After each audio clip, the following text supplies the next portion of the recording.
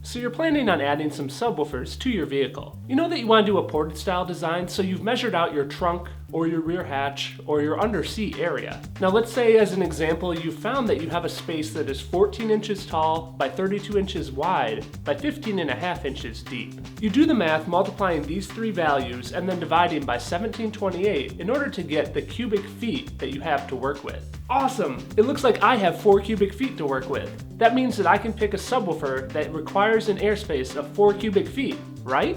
Wrong. In this video, we're going to talk about some of the common mistakes that I see during the planning stages of a subwoofer box build, and I'm going to talk about a few ways to choose what size subwoofer is best for you.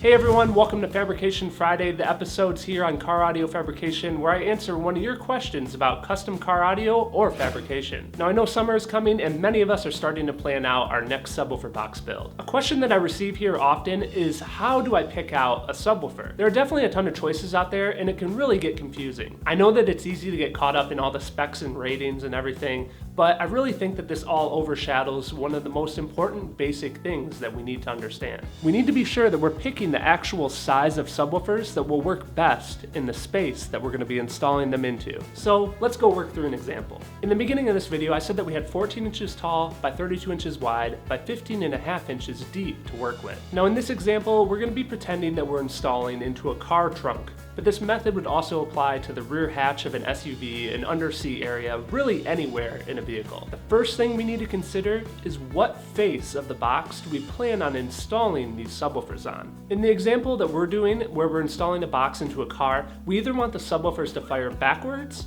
or we want them to fire forwards. What this means is we have to mount the subwoofers on the 14-inch tall by 32-inch wide face. Right off the bat, this eliminates 18-inch subwoofers and 15-inch subwoofers because they simply will not fit on that face. Now, of course, you could still do a 15 or an 18, but you're gonna have to fire the sub upwards, and in a car, that means you're gonna be about that far away from the deck lid or the rear trunk. What that means is there's gonna be a ton of rattling and you're really gonna be losing a ton of acoustic energy. So really, best case scenario, we want our subwoofers to either fire backwards or forwards. This is an important consideration to take into account, and you'd be surprised how many times people don't consider it. The next thing that we need to do is to take into account our overall total volume. We take our depth, width, and height and multiply them and then divide by 1728 in order to convert to cubic feet.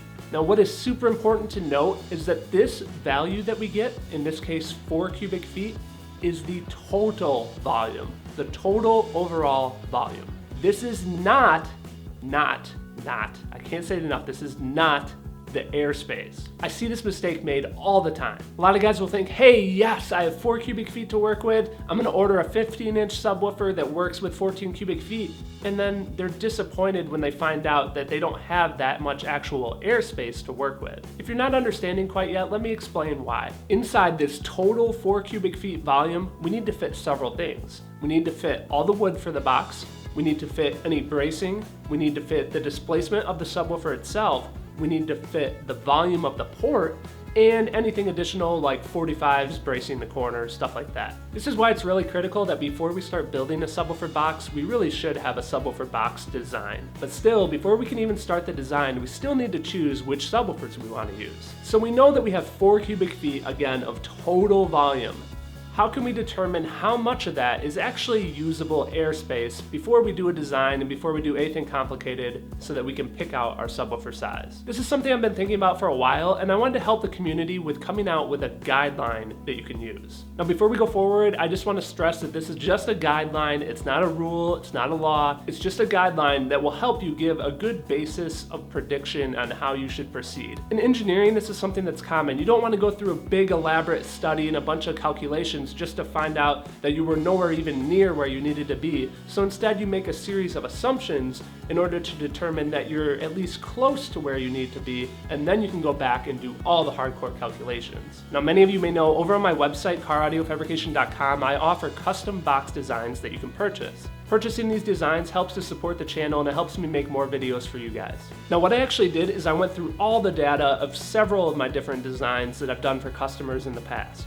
For each of the designs, I took the overall dimensions in order to determine the overall volume. I then took the box's actual designed airspace and divided it by that total volume. And what that does is it gives me a ratio. After repeating this calculation with several different designs, I was able to get an average of all those ratios. Now, if you're confused, no worries, because it's about to make sense. What averaging all those ratios did for me is it gave me a magic number, an average ratio. What this magic number allows me to do is when I'm given an overall total volume, I can multiply it by that magic number in order to determine an approximate value of the airspace. That magic number is 0.55.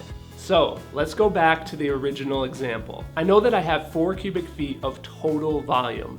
I multiply it by 0.55 and that gives me 2.2 cubic feet. So what this tells me is if I take a 4 cubic feet total area and then I apply a well-designed port, good bracing, some quarter 45s, and the displacement of average subwoofers, on average, I'm gonna have about 2.2 cubic feet left over. This 2.2 cubic feet is the amount of airspace that I have to work with. So this helps me because now I know that a good choice of a subwoofer might be a 12-inch subwoofer that has a recommended airspace of 2 cubic feet, or maybe 2 10-inch subwoofers that each have a recommended airspace of 1 cubic feet each. Now there's a couple things that I want to point out. If your plan is to build a system that will be on less than 1,000 watts, the port won't need to be as large in reference to everything else. So you might be able to build a little bit bigger box than that 2.2 cubic feet.